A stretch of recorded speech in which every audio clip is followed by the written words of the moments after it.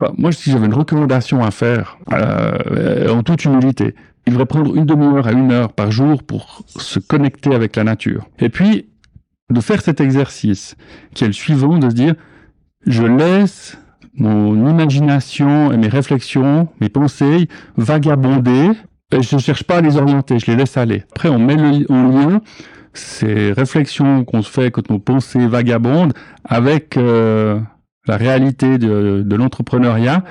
C'est vraiment révélateur de bonnes idées.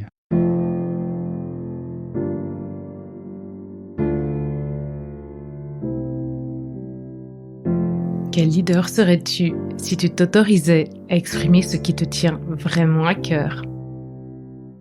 Quelle entreprise dirigerais-tu si sa raison d'être était alignée à celle d'un monde où l'écologie intérieure est aussi importante que l'écologie extérieure?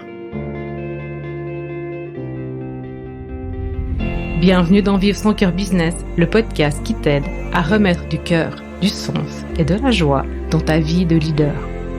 Je m'appelle Valérie Demont, j'accompagne les chefs d'entreprise d'aujourd'hui à inspirer et transformer le monde de demain. Je les reconnecte à leur identité profonde pour qu'ils l'incarnent dans leur personal branding, leur management et leur marketing.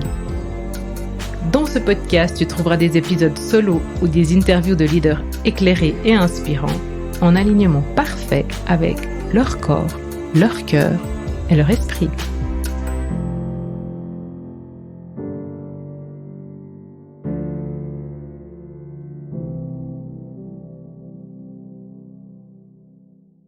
Bonjour Stéphane.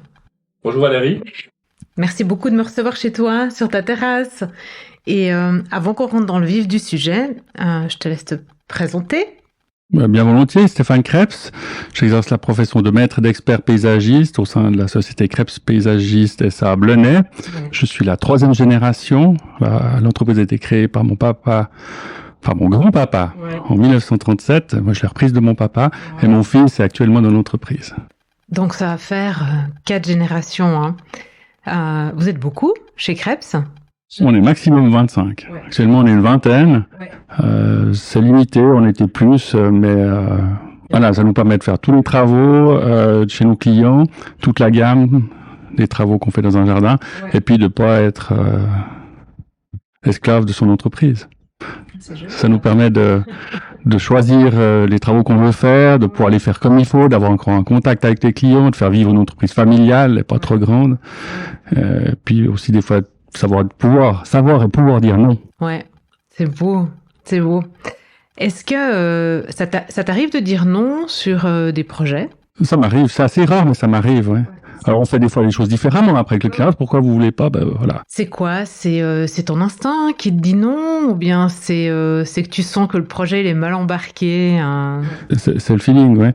Et puis bon, on travaille essentiellement avec une clientèle privée, donc tout ce qui est gros projet, trop urbain ou trop promotion immobilière, on fait pas.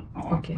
Donc on soigne vraiment la relation avec le client et c'est là-dedans qu'on est bon. C'est pour ça en fait que vous dites que vous êtes révélateur de bien-être et de nature, parce qu'en fait vous êtes chez les gens dans leur espace de vie, d'être. C'est exactement ça.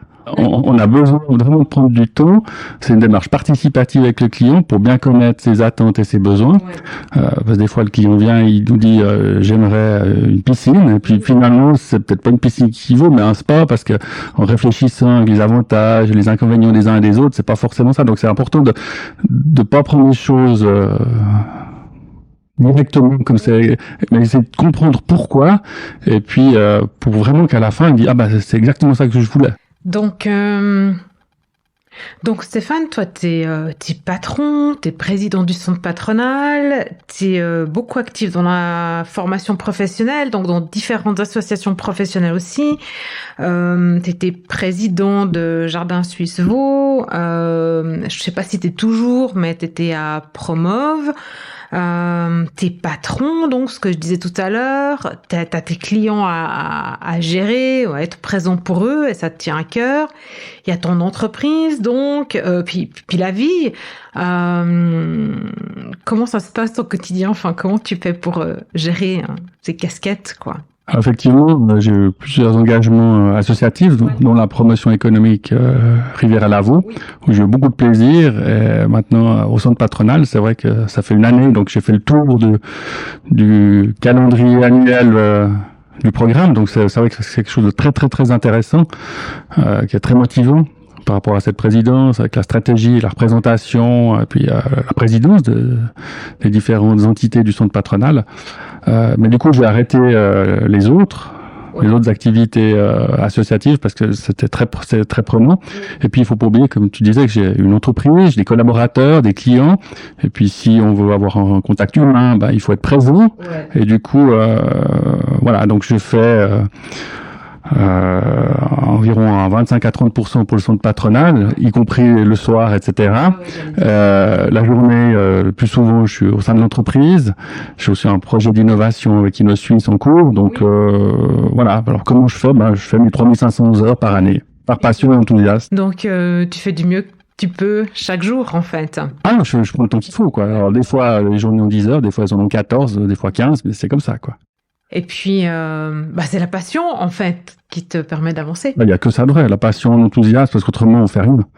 On fait 8h30 par jour. Et c'est surtout ça, quoi. Il faut vraiment faire les choses avec le cœur, avec les tripes, puis quand on a envie de les faire. Alors, tout le monde n'est pas comme ça, je sais, mais moi, je suis comme ça. Voilà. J'ai besoin de faire les choses, les vivre, les expérimenter. J'ai besoin du contact avec les gens, d'échanger, de partager. Déjà dans mon métier, pour créer les beaux jardins de mes clients, où ils sont bien, ils ont du plaisir à y vivre, ils sont heureux dans leur jardin. Ça, c'est la plus grande satisfaction professionnelle. Et puis après, il y a tout le reste de la vie qui va autour d'une entreprise. Ouais, tu disais tout à l'heure, Stéphane, que pour gérer une entreprise, il faut être présent. Et donc toi, t'es présent à tes clients, tu nous l'as dit. Maintenant, il y a encore tes collaborateurs, donc t'as des journées bien remplies. J'imagine que tu te déplaces beaucoup. Donc comment tu fais pour être présent pour eux et comment ça se passe avec tes collaborateurs? Je serais curieuse de savoir, quoi. Écoute, ça se passe très très bien. D'ailleurs, on en a qui ont plus de 20 ans d'entreprise, même plus largement. Leur corps, je crois que c'était 50 ans d'activité professionnelle. Donc, non, alors concrètement, tous les matins à 7h moins quart, quand on est à l'heure d'été, puisqu'en hiver on commence à 8h, je prends du temps pour mes collaborateurs, on est tous ensemble devant l'entreprise. Et puis avant que mon second distribue le travail, et puis après chacun, moi avec mon équipe sur des chantiers, les autres, l'architecte paysagiste, accompagne les collaborateurs sur les chantiers pour leur donner les instructions, etc. On a une discussion ouverte. Moi, j'apporte 2-3 impulsions, sécurité au travail, santé, bien-être, les informations sur l'activité professionnelle, les nouveautés, ces choses-là. Et puis, je pose toujours la question, est-ce qu'il y a quelque chose qu'on pourrait améliorer dans l'entreprise? Tous les jours, chaque jour. Chaque jour. Après, il y a des matins où je peux pas être là, mais c'est mon second qui fait. Mais voilà, le contact, il est régulier. Oui. Donc toi, c'est là la majorité des matins, en fait. Et c'est important pour toi. C'est important. C'est là que tout se passe, c'est le matin. Ouais. Ça devient d'où, en fait, le fait d'être là pour eux, justement, le matin? Tu sais, moi, j'ai grandi dans un environnement, dans l'entreprise de mes parents. Il fallait être là à 7h moins quart, au plus tard, parce que c'est à ce moment-là que, on crée le lien, qu'on sent la température, qu'on voit comment tout le monde se sent, s'ils sont encore bien, heureux. Et puis qu'on parle aussi d'un peu autre chose que de boulot, puis qu'après on peut distribuer le boulot pour vraiment pouvoir commencer à 7h, quoi. Donc, donc je me demande d'où ça devient, en fait, cette manière d'être. Alors, la répartition du travail et les explications au début de journée, ça a toujours été le cas. Maintenant, les questions complémentaires, je dirais informatives, c'est pour renseigner le collaborateur, stimuler aussi leur intérêt pour le métier, et puis les améliorations, parce qu'il y a toujours des améliorations à faire. Alors, mais chaque jour, il y en a une ou deux ou trois, etc. Des fois, c'est moi qui les apporte, des fois, c'est très bien quand ça revient, puis des fois, c'est des petits dysfonctionnements, mais voilà, on vit pour pour un travail meilleur, et puis c'est bien, pour plus de confort, pour plus de facilité, de fluidité dans le travail, etc. Puis au final, c'est le client qui est gagnant, quoi. Donc ça, c'est bien. Maintenant, avec ces 2 périodes de Covid, enfin cette période de Covid et ces 2 ans, mon plus gros pas problème, mais ce que je regrette le plus, c'est que on serrait tous les jours la main avant, quoi. Ouais. Et du coup, quand on serre la main à quelqu'un, on voit si ça va ou si ça va pas. Il n'y a pas de miracle, hein. Quand on serre la main pendant une année à quelqu'un, le jour où ça va pas, on le sait, quoi. Ouais.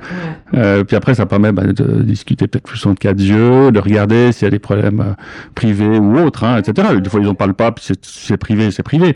Mais très souvent, justement, parce que une entreprise familiale, il y a un échange qui se fait, puis ça se fait peut-être pas immédiatement, mais quelques jours après, etc. Ça nous permet aussi, nous, comme patrons, comme cadres, d'appréhender, voilà, s'il y a 2-3 trucs, il faudra peut-être plus coacher, plus encadrer, passer dans la journée sur le chantier pour voir si ça va, etc. Quoi.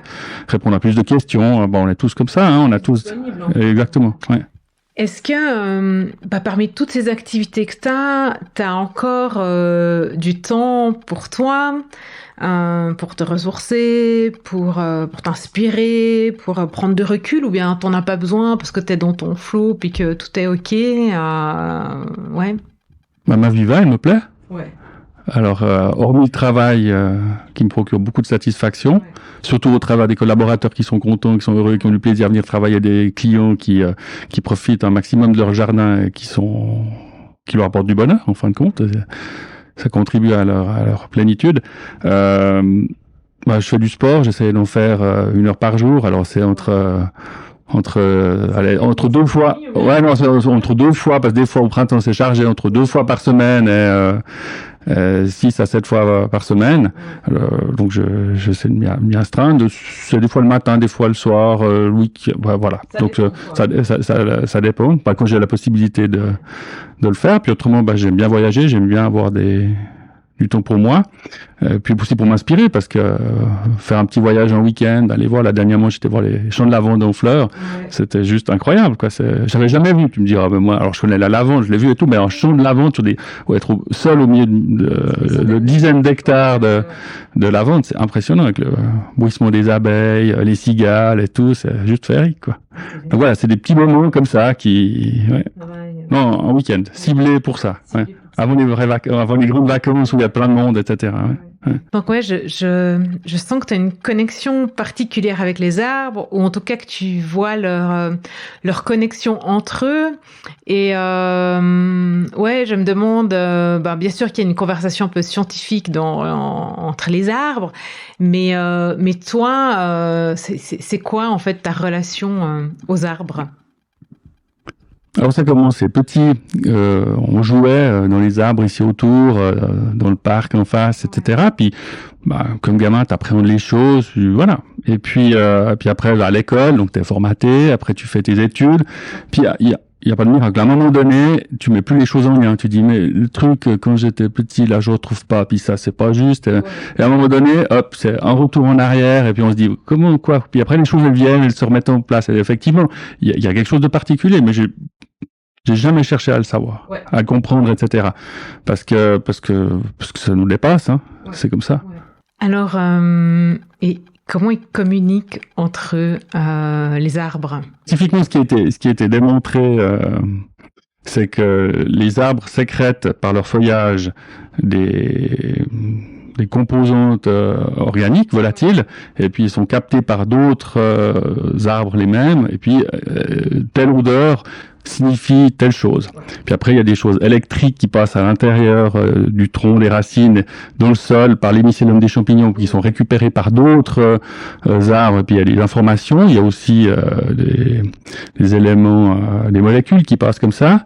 Et puis il y a les vibrations, il y a beaucoup de choses. Ça, c'est ce qu'on sait maintenant, pour faire court. Mais il y a tout le reste, hein. Tout ce qu'on sait pas, tout ce qu'on doit encore découvrir, Et c'est ça qui est passionnant, c'est qu'on Finalement, ça serait bien qu'on le sache pas jamais vraiment, quoi. Voilà. Mais quand on est en forêt, pour qu'on est bien en forêt, pourquoi on est bien sous un arbre, à part à cause de l'ombre. Voilà. Alors on sait que ces composantes organiques volatiles, ils ont un effet bienfaisant, certains, sur nous. Puis il y a des arbres, on connaît l'ombre du noyer, on dit que c'est pas très bon, mais c'est pas à cause d'une molécule qu'il y a dans l'atmosphère et puis dans le sol. Puis voilà, on sait que c'est pas super bon. Après, on va pas dire que des fois ça a été poussé un peu à l'extrême, mais il y a beaucoup d'arbres qui font du bien. Si on se retrouve, on parlait de la Provence, sous les pins, avec les odeurs qu'il y a, etc. C'est juste bien, quoi. Souvent, pour mon anniversaire, tu me fais un message privé sur LinkedIn où tu me parles d'un arbre, en fait, qui est, je crois que c'est le cyprès, si je me rappelle bien, qui est mon arbre totem. Et je pense que ça, tu le fais sûrement pour d'autres personnes aussi. Et je me demande comment ça c'est perçu, comment c'est reçu de la part des gens, cette attention. C'est toujours très apprécié, ça suscite en tout cas le questionnement des gens en face qui creusent un peu plus ou qui reposent une question et quoi, comment, etc. Et en fait, c'est les arbres totems liés par rapport au calendrier celte. Ouais, Stéphane, j'ai envie de t'amener encore sur deux choses. Bien sûr, ton projet avec les arbres. Mais avant ça, on était sur LinkedIn et je veux rester sur LinkedIn parce que tu t'exprimes sur LinkedIn. Et je me demande, en fait, bon, je pense que c'est assez naturel chez toi, mais quelle était la démarche et la réflexion que tu as eue et comment ça te vient de pouvoir t'exprimer librement sur LinkedIn, surtout que tu as différentes casquettes, quoi. Et déjà, c'est toi qui l'ai fait. Ah ouais, c'est moi qui ai écrit tout, c'est moi qui l'ai fait. Oui, absolument. Ouais. Alors LinkedIn, c'est une chose. Je suis plus sur Facebook, à vrai dire. Okay. Je suis plus sur Facebook parce que l'écoute par rapport à ce que j'écris est peut-être meilleure, où il y a un plus grand retour aussi, plus d'interaction. Mais effectivement aussi sur LinkedIn, des choses plus professionnelles. Et j'aime écrire, j'aime partager, j'aime échanger. La puissance des mots, l'ambiance qu'on peut créer en expliquant, en racontant une histoire, etc. C'est vrai que ça prend du temps, mais c'est du bon temps, quoi. Ça permet aussi de se recentrer sur soi, de vivre des choses, de vouloir aller les vivre pour les partager, etc. Donc moi je me ressource en faisant ça. Et puis les gens aiment bien. Après sur LinkedIn, c'est vrai que c'est, pour reprendre le but de ta question, c'est vrai que c'est beaucoup plus professionnel. Et les gens sont là pour le boulot, pour le truc, et en fait, moi je dis, le boulot c'est ça, mais c'est aussi un peu plus que ça.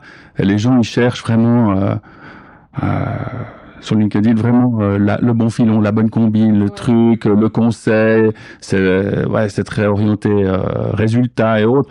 Et puis finalement, oui c'est important, mais il y a pas que ça, quoi. Et moi je suis plutôt dans il y a pas que ça, quoi. Ouais. Donc ça parle un peu moins aux gens. Bon, pourtant, tu as des bons retours. Après, c'est quoi des bons retours?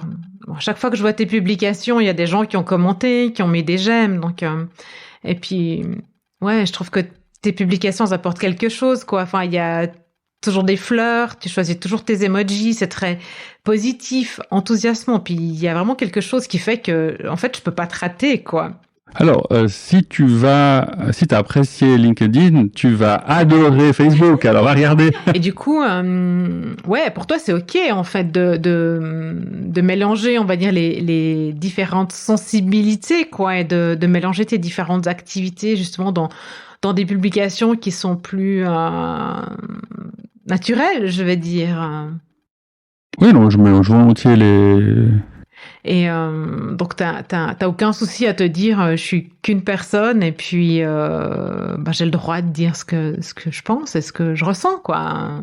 L'une ne va pas sans l'autre. Je veux dire voilà parce que je suis moi, parce que puis j'ai aucun problème avec ça. Faut passer de l'un à l'autre, puis tout est interconnecté, entremêlé et tout, puis c'est normal, quoi. C'est la vie. C'est la vie. Et ton projet avec les arbres, qu'est-ce que tu peux nous dire dessus? Alors, il s'appelle Arbre Connecté. C'est quelque chose qui n'a jamais été fait. Ça fait 1 année et demie qu'on a commencé, encore pour une petite année. C'est un projet inno-suisse, donc qui est soutenu par la Confédération. C'est un partenariat entre justement InnoSuisse, l'EPIA Genève, donc la haute école du paysage et de l'ingénieur, architecte, et Krebs Pédagiste SA.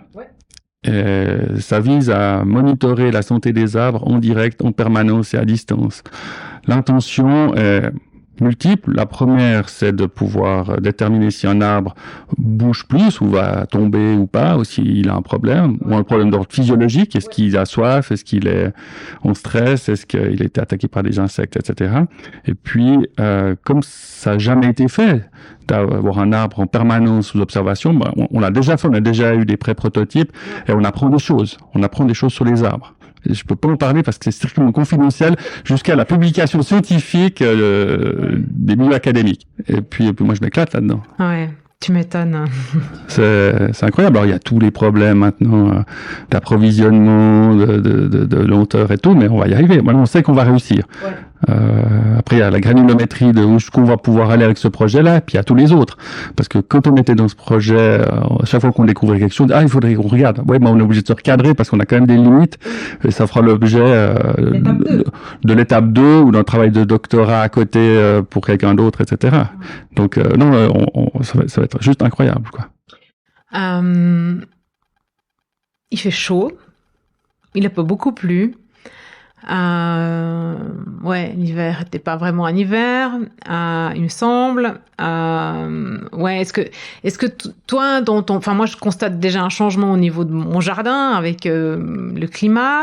Est-ce que toi, au niveau de ton métier, au niveau du choix des plantes, des arbres que tu vas choisir maintenant d'installer, bien sûr pour tes clients, est-ce que est-ce qu'il y a un changement en fait? Est-ce que tu vois déjà un impact? Est-ce que tu anticipes ça? Alors absolument, je dirais oui, il y a eu une évolution. On parle de changement, de modification climatique. Oui, il y a une évolution climatique. Ouais. La planète est vivante, donc tout ce qui est vivant évolue. Ouais. La cause, est-ce que l'homme est tout complètement responsable ou que partiellement? Je pense qu'on ne le saura jamais. Si on regarde l'histoire, l'homme a toujours cru savoir les choses qu'il connaissait, mais il y a plein de choses qu'il connaissait pas, qu'il a découvertes après, puis qui ont changé. On dit mais si on avait su à l'époque, on aurait fait différemment. Oui, bien sûr, on n'a pas changé. Il y a des choses qu'on ne sait pas, qu'on ne connaît pas. Donc il faut se baser sur des faits et puis trouver des solutions. Et on voit clairement maintenant qu'il y a une évolution du climat, une évolution de la planète, et puis la nature, elle s'est toujours adaptée. Je rappelle juste qu'il y a 10 ou 15 000 ans, l'Égypte était une verte prairie luxuriante qui nourrissait des millions de personnes. Et maintenant, une bonne partie, c'est un désert. Donc, la planète évolue et puis on doit suivre avec ça. Après, avec les végétaux, alors effectivement, il y a des végétaux qui souffrent. Je pense aux hêtres, par exemple. On entend beaucoup parler au niveau du Jura, sur les coteaux du Jura. Il n'y a pas assez d'humidité, il n'y a pas assez d'eau, ils supportent plus, donc ils meurent. Puis c'est les chênes qui prennent le dessus. Ouais. Il y a aussi les épicéas avec le bostris qui sont bien connus. Certaines choses comme ça. Et puis, dans l'évolution, maintenant, on est un peu dans une opposition au niveau de la réflexion. Certains disent il faut planter des plantes indigènes parce que c'est important, parce qu'il y a d'autres plantes qui viennent, qui envahissent, les plantes envahissantes qu'il faut plus planter. Alors je l'entends, oui, mais si on laisse faire la nature, ce qu'elle a fait depuis le début de la Terre, il y a eu des plantes qui sont venues, qui sont implantées, etc. Et voilà. Alors peut-être que certainement l'homme, des plantes qui viennent des États-Unis, les amener ici, la plante n'aurait pas pu par elle-même venir. Alors ça, je l'entends bien. Mais enfin, il faut aussi planter des arbres maintenant qui seront viables et durables pendant 100 ans ou 200 ans, pour que les nouvelles générations aient de l'ombre et puissent bénéficier des bien-être des arbres, des bienfaits des arbres et des bien-être. Parce que si on ne prend pas les bonnes essences maintenant, puis ces essences elles périssent dans 50 ou 60 ans, il y aura plus d'arbres plus tard. Donc c'est toute cette ambivalence-là qu'il faut gérer. Alors moi, il faut le dire, il y a des endroits, on sait par exemple sur les coteaux nord, on peut planter des hêtres, on peut planter, le climat est quand même plus frais, plus humide, etc. Puis sur les coteaux bien exposés, ça sert à rien de planter un arbre qui va souffrir. Est-ce que c'est avec toi dans une conférence où on a abordé en fait le fait de faire des toits et des façades végétalisées pour ramener de la verdure en ville? Oui, parce que j'enseignais la végétalisation des édifices pendant 20 ans. Donc en fait, en ville, il y a plein de manières de ramener de la nature en ville. Par rapport aux édifices, il y a les toitures, plates ou plus ou moins en pente, où ça c'est très facile de le faire. Sur les parties verticales, c'est toujours un défi au niveau des coûts, au niveau de l'entretien, au niveau de la pérennité. C'est vrai que c'est beaucoup plus compliqué. Ça ne veut pas dire que c'est pas réalisable. Oui, après il y a des systèmes qui fonctionnent mieux que d'autres. Et puis après il y a tout l'intérieur des bâtiments, les balcons et tout ça. Donc oui, il faut ramener un maximum de nature en ville. De toute manière, il n'y a pas de miracle. Si on abandonne nos villes, la nature va reprendre le dessus. Par ta posture, par tes différentes casquettes, t'es en contact avec des patrons, des entrepreneurs, des politiciens, enfin différents types de personnes, quoi. Et comment, selon toi, ils perçoivent la nature? Comment ils sont en relation avec la nature? Comment tu les sens avec la nature? C'est le reflet de la société. Il y a des gens qui sont très connectés avec la nature, d'autres qui le sont moins, d'autres qui devraient l'être plus, d'autres qui devraient l'être un peu moins. J'observe quand même qu'il y a une perte de connaissance de la nature. On dit qu'il faut 3 générations pour perdre un savoir. Il n'y a pas de miracle. Après la dernière guerre, les familles ont migré en ville. Une génération ou 2 en ville, et puis le savoir de la terre à la ferme ou dans le jardin a été perdu, et les gens veulent le réacquérir, mais il y a beaucoup de choses qui se disent qui sont erronées, mais il y a un intérêt général, et pour les patrons aussi, pour la nature, pour l'environnement. D'autres sont plus précurseurs que d'autres, mais c'est dans le trend actuel. On a compris qu'il fallait être durable, les entreprises doivent être pérennes, et puis qu'il n'y a pas de miracle. Si on veut que notre profit, et puis pas voir les choses dans la globalité, parce qu'on est en train de se tirer une balle dans le pied, si on n'a plus de marché pour parler entrepreneuriat, ça sert à rien d'être le meilleur, parce que s'il n'y a plus de marché, on a beau être le meilleur, on sera le meilleur de rien du tout. Donc voilà, donc on doit travailler à notre environnement, à notre économie, à la société au sens large du terme, et puis il y a de plus en plus de prise de conscience, et puis ça ira très bien. Ah, génial, enfin t'es hyper positif, je trouve que ça fait du bien. Oui, et puis alors j'ai la chance par rapport au centre patronal, que le centre patronal fait énormément. Ouais. Et on a eu les portes ouvertes, c'était l'occasion de le présenter, donc puisque le centre patronal a une vigne, a de beaux jardins pour que les gens puissent se ressourcer, un pot de miel, des ruchers du centre patronal est offert chaque année à chaque collaborateur. Maintenant, les bâtiments sont non seulement chauffés, mais refroidis par l'eau du lac. Et puis, l'électricité qui est nécessaire à ça, c'est l'énergie qui est produite par le soleil, avec des panneaux photovoltaïques. Donc, il y a toute une réflexion de base sur la durabilité, et puis ce qui peut se faire. Et ça me plaît beaucoup. Et c'est trop peu connu, parce qu'ils font énormément depuis longtemps. Ouais. Voilà. Ah ouais, ok. Moi, tu vois, j'ai donné des formations chez Romandie Formation pendant, je crois, 4 ans, un truc comme ça. J'étais pas au courant, en fait, de ça. Et ouais. Non, c'est dommage, parce que ça donne un plus au bâtiment, ce beau bâtiment hyper moderne au bord du lac, quoi.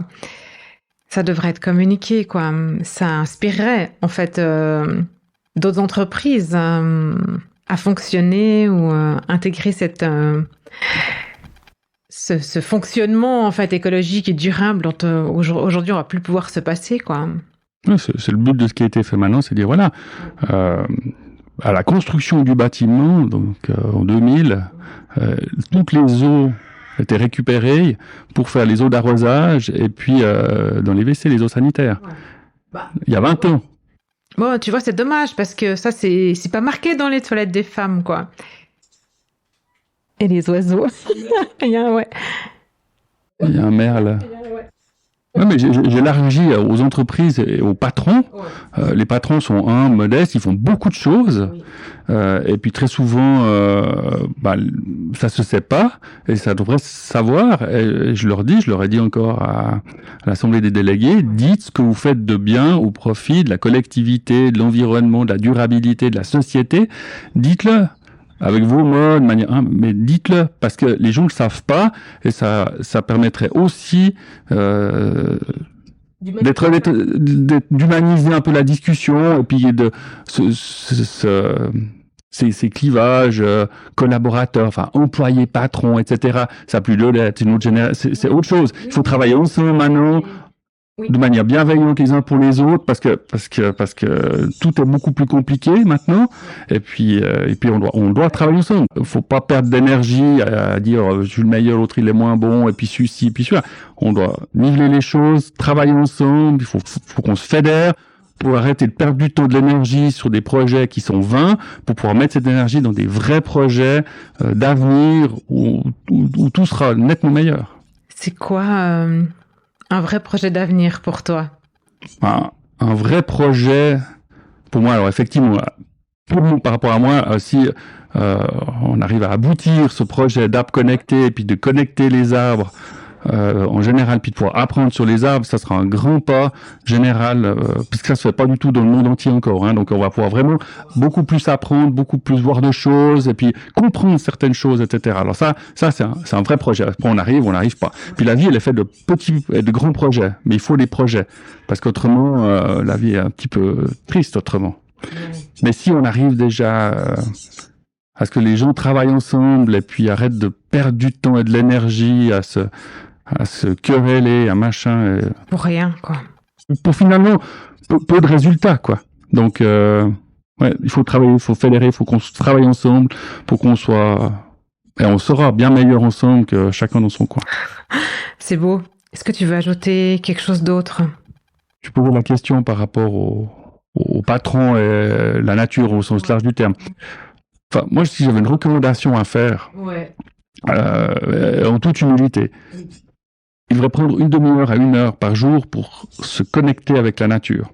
Ça peut être s'asseoir sous un arbre, se poser sur un banc dans un parc public, se promener dans la campagne ou dans la forêt, et puis de faire cet exercice qui est le suivant, de se dire « Je laisse mon imagination et mes réflexions, mes pensées vagabonder, et je ne cherche pas à les orienter, je les laisse aller. » Et l'expérience a démontré, je fais ça aussi, il y a plein de choses qui se résolvent, qu'on arrive à mettre en lien, puis on dit, ça, c'est extrêmement inspirant, quoi. Et ça, je pense alors je sais que certains le font, mais tout le monde devrait pouvoir avoir la chance de pouvoir prendre le temps de le faire, ou de se donner le temps de le faire. Ouais, je préfère se donner le temps de le faire, parce qu'en fait, on arrive toujours à remplir, en fait. Donc, c'est à nous de choisir ce qu'on met dans l'agenda, dans la journée. Et moi, je fais ça aussi depuis des années. Et c'est très, très utile pour vraiment... Enfin, je vais pas spoiler, quoi. On va les laisser découvrir. Exactement. Le fait de se coucher dans son gazon fleuri puis de regarder le ciel. Ouais. Ouais, ou sous un arbre. J'aimerais que tout le monde puisse faire ça. Enfin, et surtout les patrons, les leaders, quoi. Oui, c'est une belle découverte. Et après, on met en lien ces réflexions qu'on se fait quand nos pensées vagabondent avec la réalité de l'entrepreneuriat. Et on met les choses en lien, on a des bonnes idées. C'est vraiment révélateur de bonnes idées. Ouais, tu vois, enfin, je pense à toi, ça t'arrive aussi, mais moi j'ai des idées en conduisant ou sous la douche ou, quand je suis pas forcément derrière mon écran en train de bosser. Et puis, il y a des choses qui se passent, en fait. Et puis, en fait, c'est quand même assez cool quand c'est hors de mon contrôle, en fait, ce qui peut arriver. Bon, du sport aussi. Et c'est sûr, le sport, évidemment. Stéphane, si tu avais une baguette magique, en fait, tu voudrais quoi pour l'humanité, quoi, pour le monde? L'humanité devrait moins gaspiller du temps, d'énergie dans des projets vains, et puis se concentrer sur des vrais projets bienfaisants pour l'avenir de l'humanité de manière générale. C'est vraiment ça. Faut travailler ensemble, tous ensemble, et puis là, il y a un tel gaspillage d'énergie et de temps et d'argent, je trouve ça effroyable. Quand je dis effroyable, c'est effroyable, quoi. Si on, déjà juste, à notre échelle, si on regarde un peu le temps qui se passe, finalement, pour rien du tout, quoi, qu'on passe à rien, pas pour peu de choses, pour peu de résultats, alors on a une puissance incroyable, quoi. Ça ouvre des possibles immenses, hein. Ouais, mais c'est nous les clés de ça. Voilà. Quand on regarde ce qui se passe dans le monde, on se dit qu'il y a encore un gros potentiel d'amélioration. J'adore, c'est une super manière de dire les choses. Est-ce que tu aurais un conseil à te donner à toi-même il y a 20 ans? Est-ce qu'il y a des choses que tu aurais eu envie de faire différemment? Ou alors, justement pas, parce que ton expérience de vie a fait que ça t'a amené là, à qui tu es aujourd'hui, et puis que tu es heureux comme ça, quoi. Alors moi, je suis très content de ma vie, de où j'en suis maintenant, comme tu dis. Je dis toujours que le bon vieux temps du futur, c'est l'instant présent, donc il faut vivre l'instant présent. Ouais. Après, j'aurais dû apprendre mieux les langues, parce que ça, maintenant, on se rend compte que il faut vraiment, c'est un vrai atout de pouvoir maîtriser un maximum de langues, quoi. C'est pas un regret, parce que c'est comme ça, oui. Mais vraiment apprendre plus de langues et mieux. Ouais, c'est beau, quoi. C'est beau, t'as pas de regrets. Et je vois, quand tu le dis, quand tu partages, t'es super lumineux, quoi. Mais ça l'a porté de tout le monde, hein, je pense. Ça fait du bien. Je trouve qu'il doit aussi un peu arrêter de courir. Alors, c'est moi qui dis ça, mais pour se ressentir, faire les choses, donner du sens à ce qu'on fait. Si on donne du sens, on le fait avec passion et enthousiasme. Puis s'il y a quelque chose qu'on aime moins faire, peut-être qu'il faut pas la faire.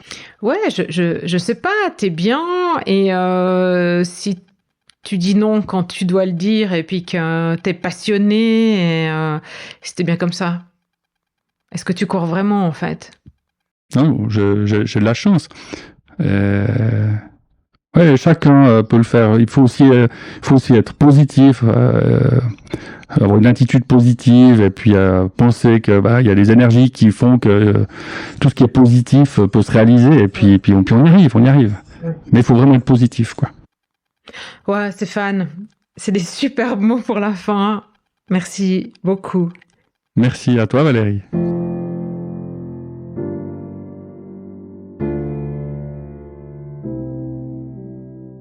Et voilà, c'est tout pour aujourd'hui. Je vous invite à prendre une action, un engagement envers vous-même, vos collègues, vos partenaires ou encore votre entreprise. Car tout commence et se poursuit un pas après l'autre. Si vous avez apprécié cet épisode de podcast, encouragez sa diffusion en le partageant avec les personnes qui comptent pour vous et donnez-lui des étoiles sur Apple Podcast ou sur votre plateforme d'écoute favorite. Pour être certain de recevoir tous les épisodes, abonnez-vous à notre newsletter sur greenheart.business/newsletter.